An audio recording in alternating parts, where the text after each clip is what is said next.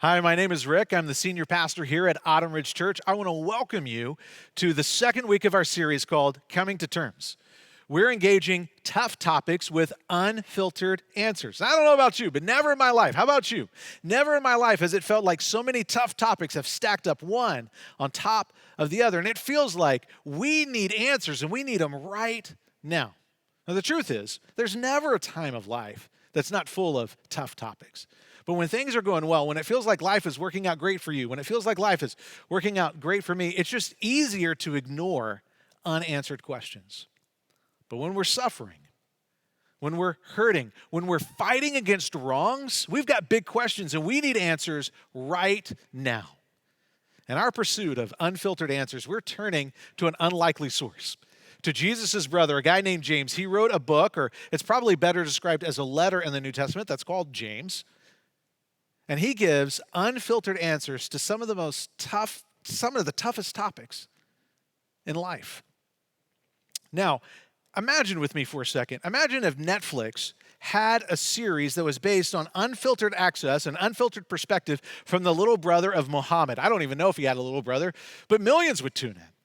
Imagine if Netflix had a series that was based on unfiltered access from the perspective of the little brother of Buddha. I'd watch that. That'd be fascinating. Imagine if Netflix had a series, unfiltered access, based on the perspective of younger brothers of recent or current presidents like Barack Obama or Donald Trump. Millions would tune in. Ratings would be through the roof.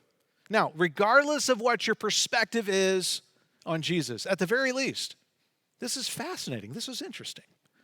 Now, before we dive in today, I feel like I need to give you a content warning. Some of the things that James has to say in response to adversity, in response to real pain and suffering, it messes with me. And some of what you hear might mess with you. As a matter of fact, some of you might say, not only does what James say mess with me, I'm offended by what he has to say. What's your go-to move? What's your go-to move when the perspective of somebody else offends your perspective? What's your go-to move when the way that somebody else thinks, it intentionally disagrees with you? The good news is, regardless of what we see on cable news or in politics or experience in social media, we don't have to be offended. We have other options, even when we disagree. Are you familiar with this quote? It's the mark of an educated mind to entertain a thought without accepting it. Now, to my fellow nerds out there that you want to comment right now or you want to fire off an email saying, I know who said that, Aristotle said that. Maybe he did, but there is some dispute as to whether or not he actually said that. So I'm going to leave it as is. But regardless of who said it, there is some real wisdom here. Even if you wouldn't describe yourself as a God person or as a Bible person, you wouldn't describe yourself as a church person, that's okay. You can stay tuned in even if you disagree. Do you know why? It's because of this right here. It is better to be educated than to be offended. It is better to listen than to be offended. It's better to be informed on something that you don't agree with, that maybe you'll never agree with, than to be offended. My life is full of all kinds of things that I disregarded or I underappreciated until I became informed on those things. And so even if you're not a God person, even if you wouldn't say that you're a Bible person or a church person, can I let you off the hook? You don't have to agree to stay engaged. All you have to do is value being informed. So knowing ahead of time that some of the stuff that James says messes with me, and it might mess with you, let's go ahead and take a look at what he said. Starting in chapter 1, verse 9, believers in humble circumstances, he's talking about people who are poor, believers in humble circumstances ought to take pride in their high position, but the rich should take pride in their humiliation, since they will pass away like a wildflower. What? What is he talking about? How could this be true? He goes on, for the sun rises with scorching heat and withers the plant, its blossom falls and its beauty is destroyed. In the same way, the rich will fade away even while they go about their business. And what he's saying is that wealth, money fades, it flees. Sometimes it just runs out on you, even if you haven't done anything wrong. He continues, blessed. And by the way, this word means right here, free from anxiety and full of delight, free from anxiety and full of delight is the one who perseveres under trial, because having stood the test, that person will receive the crown of life that the Lord has promised to those who love him. Now, for those of you watching and you instantly rejected what James had to say because it sounded offensive or it didn't make sense, that's understandable. I mean, how in the world could more money be a negative? How in the world could more poverty be an advantage? How does that work? Well, if that's your question, that's a good question. It might even be the best question. But before we can dive into that, let's rewind a little bit. Let's do a recap of what we established last week. This is our series thesis. Faith works. Even when nothing else in your life works, faith works. And faith simply means allegiance. Faith means trust. And so allegiance to Jesus or trust in Jesus works without fail, even when everything else in your life fails. And that's why.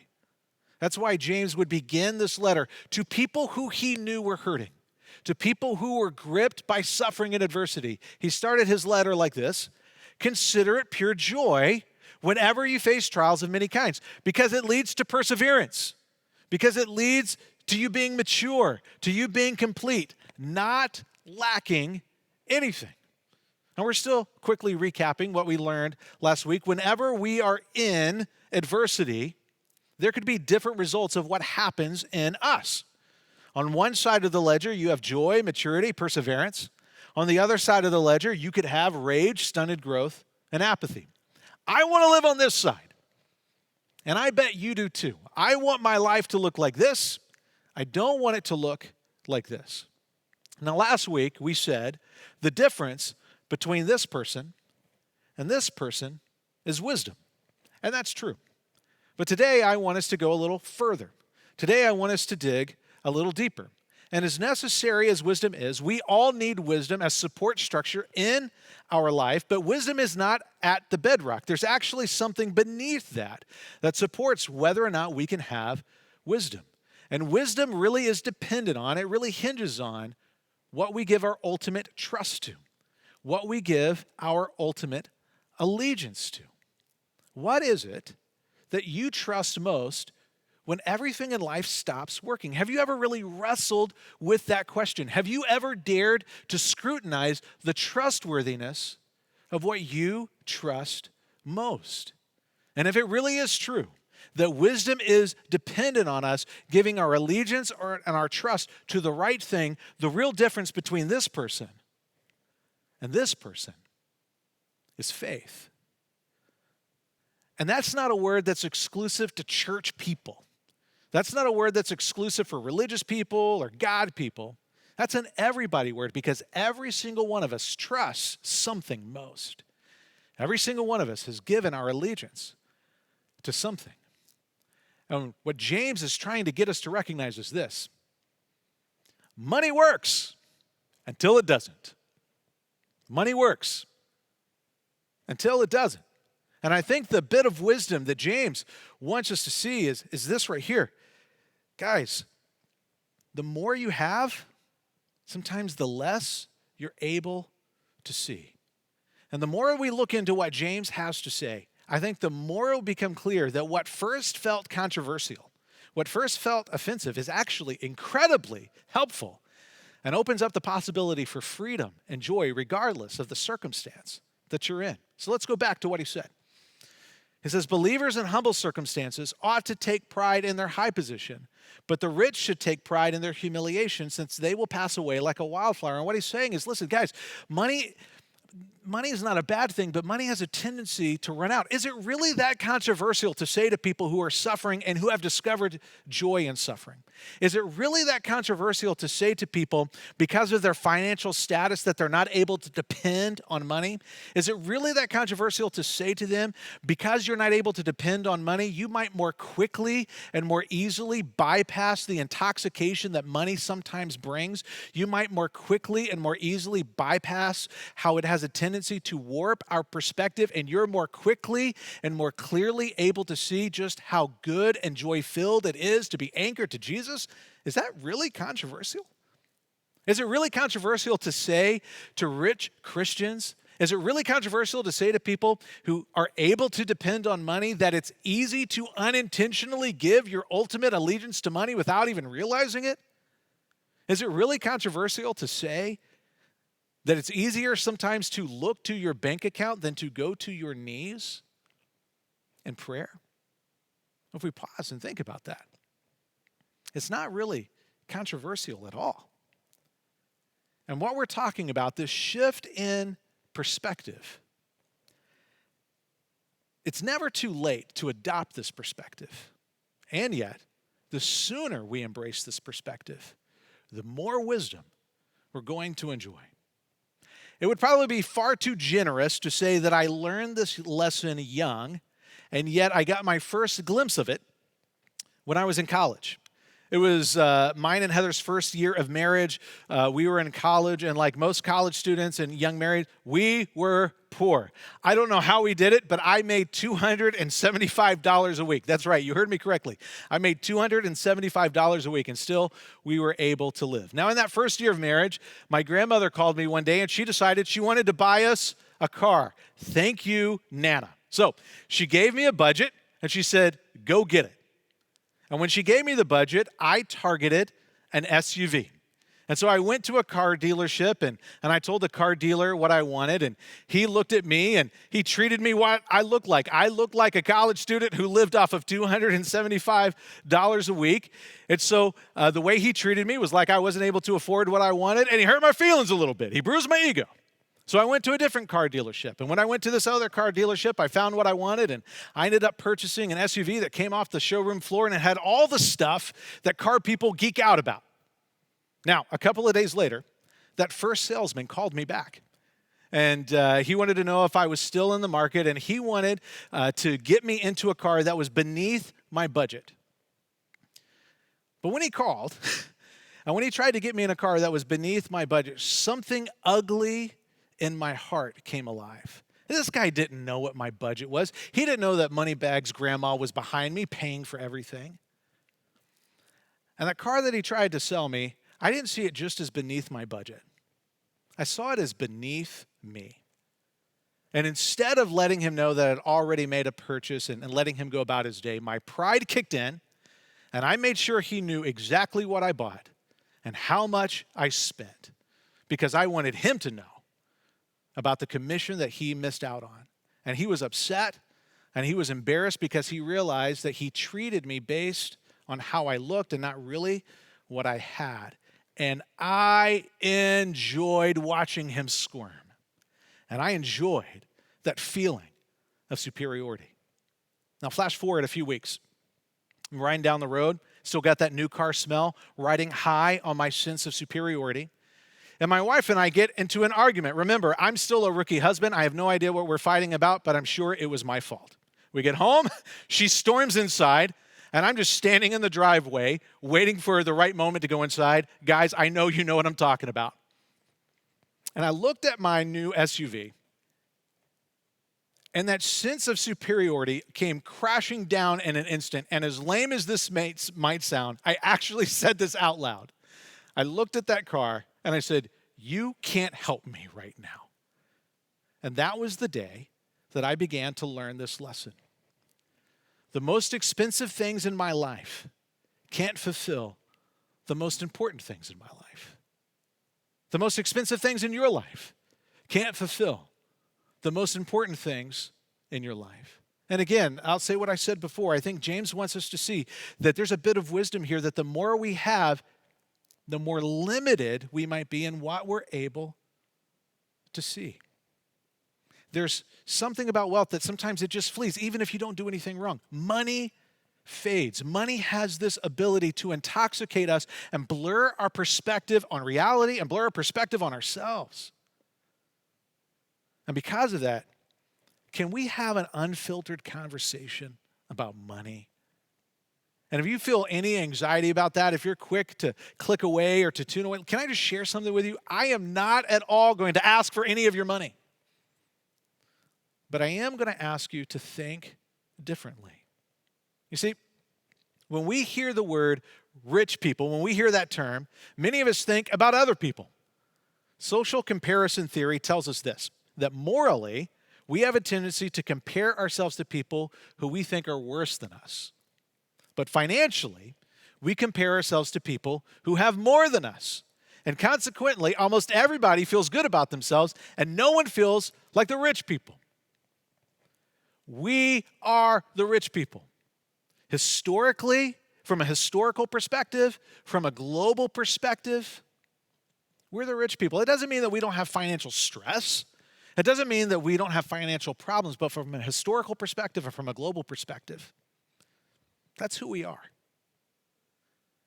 And there's never really a time in life, no matter how much we have, there's never a time that we can afford to avoid an unfiltered conversation about money. So here's some unfiltered truth about money. The love of money disrupts our allegiance to Jesus.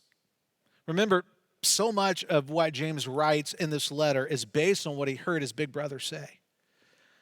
So let's go back to what might be one of the most famous, well-known talks that Jesus ever gave. We're going to go back to the Sermon on the Mount. Matthew chapter 6 says this, "No one can serve two masters. Either you will hate the one and love the other, or you will be devoted to one and despise the other. You can't serve both." You can't serve both God and money. You know what that means? That you can't have an allegiance to both. You and I, we can only have an allegiance to one.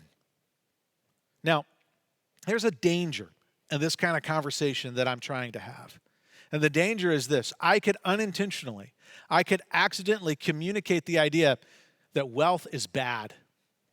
It's not. The danger in this conversation, it'd be easy for you to accidentally interpret that wealth is bad. It's not. James's perspective, Jesus' perspective, the perspective of biblical Christianity isn't that if you're poor, you're morally superior. It isn't that if you have more, that you're worse. It isn't that you're better or more spiritual the less that you have. I want you to think about this. The Apostle Paul gave this advice to a young pastor on how to talk to rich people. Command those who are rich in this present world not to be arrogant, not to put their hope in wealth, which is so uncertain. Has there ever been a time in your life where it felt more uncertain than now? Don't be arrogant. Don't put your hope in wealth, which is so uncertain, but put their hope. Tell them to put their hope in God, who richly provides with everything for our enjoyment. Command them to do good, to be rich in good deeds, to be generous and willing to share. And this way they will lay up treasure for themselves as a firm foundation for the coming age, so that they may take hold of the life that is truly life. So, let me just say again, we're the rich folks. We're the rich people, and you may not be convinced, and that's totally okay. If you're not convinced, you should take a mission trip to an impoverished nation sometime and then come back and tell me if you're still not convinced. Now, I want you to lean in with me. Are you leaning in? This is a lean in, pay attention moment. Do you know how you should feel? Do you know how Jesus wants you to feel? Do you know how he wants you to respond to this? Do you know what he wants you to embrace? Regardless of the amount that you have, Jesus does not want you to feel guilty. Instead, he wants us to feel responsible. Do you know what responsible people do? You know this. Responsible people choose to invest in what's best. Responsible people who love Jesus choose to happily invest in the spread of the gospel message and the support of local ministry. People who love Jesus, who want to invest in what's best, who choose to be responsible, want to invest in what's best for their community. These are people who are happily gripped by the question, what does love require of me? What does it look like to love Jesus with my money right now, here, in this situation? They love that question. And so, guys, I'm not really a dancer, but I want to show you some moves right now. And don't let me be the only person who's doing the awkward thing. Right now, if there are kids in the room, kids, are you watching? I want you to make sure that the adults participate, all right? Is everybody ready? Here we go. People who love money hold on to their money like this. And they hold on to Jesus like this.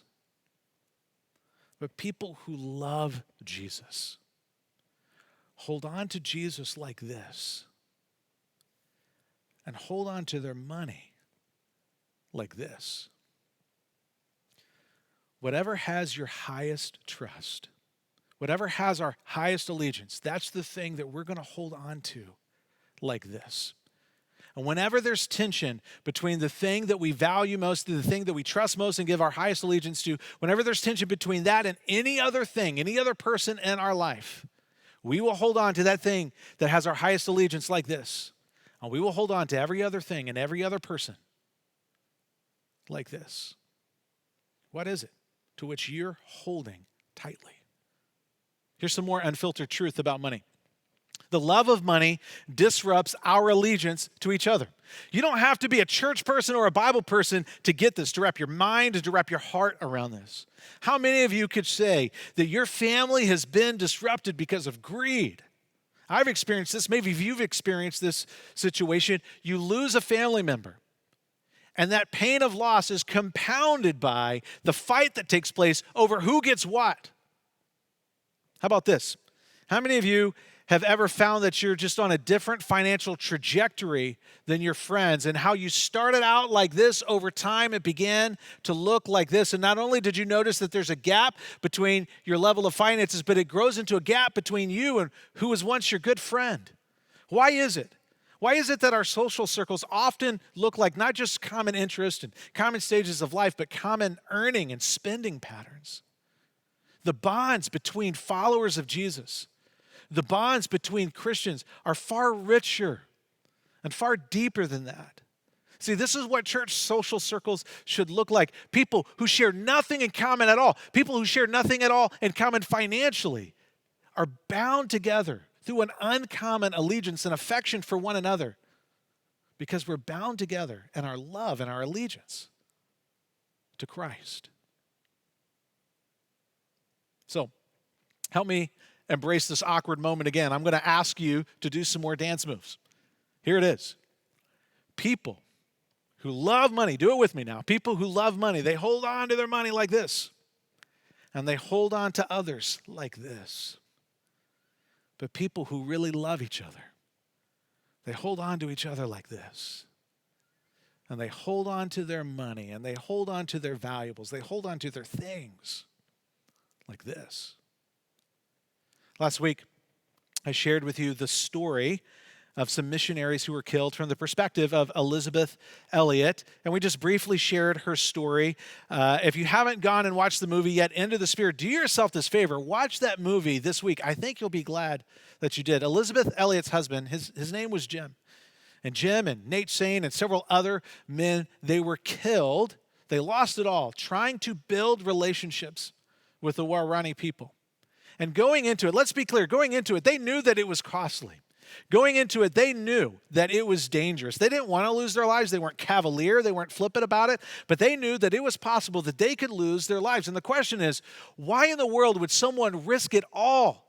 Why in the world would someone hold their life like this? Well, what Jim Elliot would say to us, we know exactly what he would say to us because we can read it from his old college journal. He's famous for saying this: "He is no fool who gives what he cannot keep to gain that which he cannot lose." Let me ask you, what is it to which you're holding on to tightly? A natural question might be, all right, if what James is saying is so wise and it's so good, why does it seem so uncommon? Why does it even seem so uncommon among church people? Well, James is going to answer that question for us in what he writes in the next few sentences. And really what's going on is that we have a tendency to disregard. We have a tendency to not appreciate a war of desires that's taking place inside of us. Let's look at what James says next. When tempted. He's talking about the context of money. When tempted. No one should say, God is tempting me. For God cannot be tempted by evil, nor does he tempt anyone. But each person is tempted when they are dragged away by their own evil desires and enticed. Then, after desire has conceived, it gives birth to sin, and sin, when it is full grown, gives birth to death. You know what that means? If we are not careful about the desires that are going on inside of us, it will hurt us. Don't be deceived. Don't be deceived, my dear brothers and sisters. Every good and perfect gift is from above, coming down from the Father of heavenly lights, who does not change like shifting shadows. He chose to give us birth through the word of truth, that we might be a kind of first fruits of all he created. So why is it so uncommon to live in the way that James is saying is so wise and so good? I think what he might say to us is this right here. We are too easily deceived whenever we are too quick to trust our desires.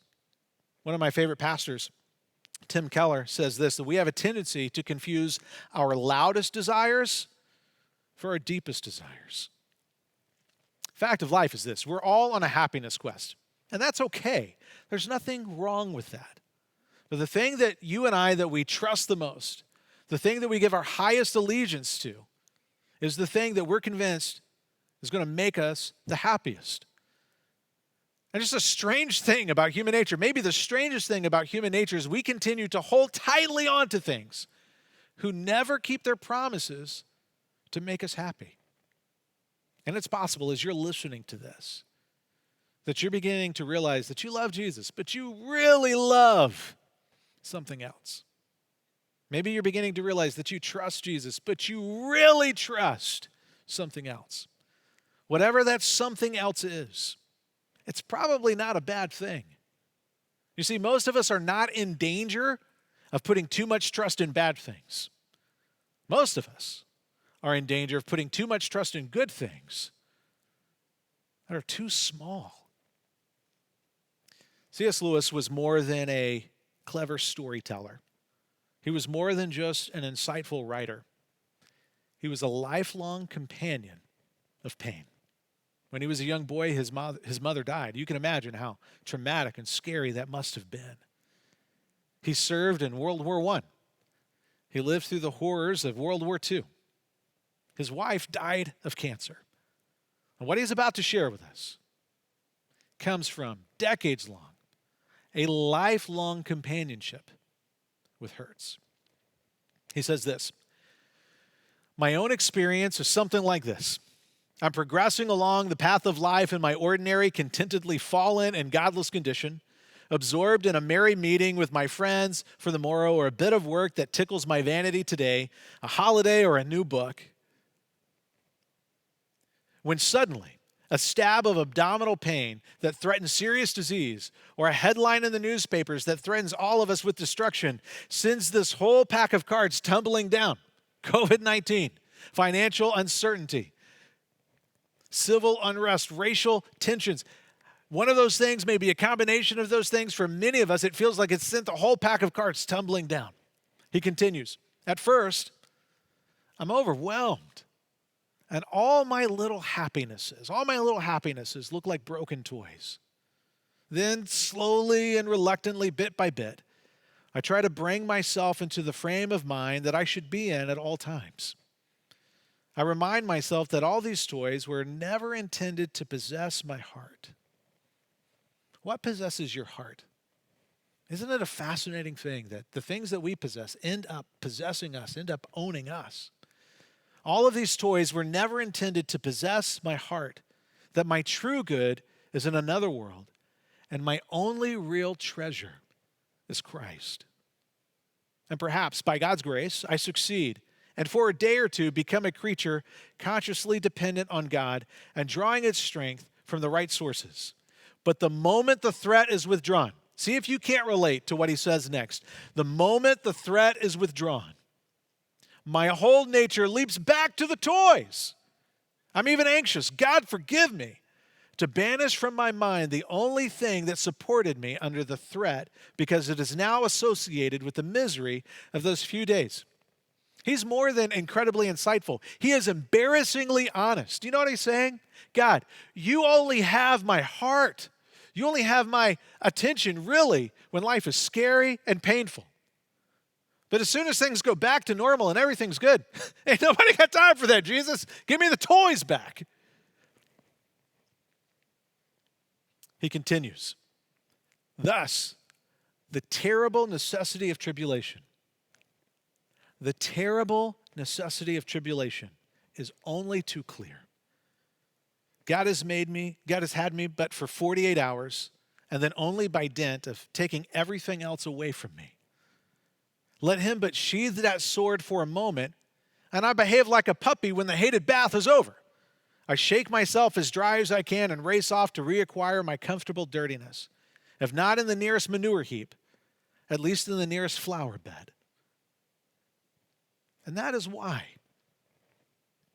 That's why tribulations cannot cease until God either sees us remade or sees our remaking is now hopeless. I want to leave you with this thought. It's our bottom line. Who you have is more important than what you have. Let me say that another way. Who has you is more important than what you have. I'm a Christian because I'm convinced that the resurrection is a real, historically verifiable event. The resurrection validates everything Jesus said about himself. The resurrection validates everything that he said, everything that he claimed, every promise he ever made. The resurrection means that the story is true, that Jesus left the comforts, the privileges, the joy, the luxury of heaven so that he could come and suffer and serve and sacrificially love you and me. Do you know what that means? That means that Jesus held all of his rights and all of his riches like this so that he could hold you like this. Will you pray with me? Heavenly Father, help us to never lose sight of how valuable you are and how valuable you see us. Help us to see things from your perspective and to value what we value and to not be intoxicated by what we have, but to trust in the greatest treasure of all, and that's your grace and that's your love that's found in Christ. And help us to walk forward in a way that shows that we love you. Help us to never let what we have and an affection for the things that we have disrupt our love for you or our love for each other. And it's in the name of Jesus we pray. Amen.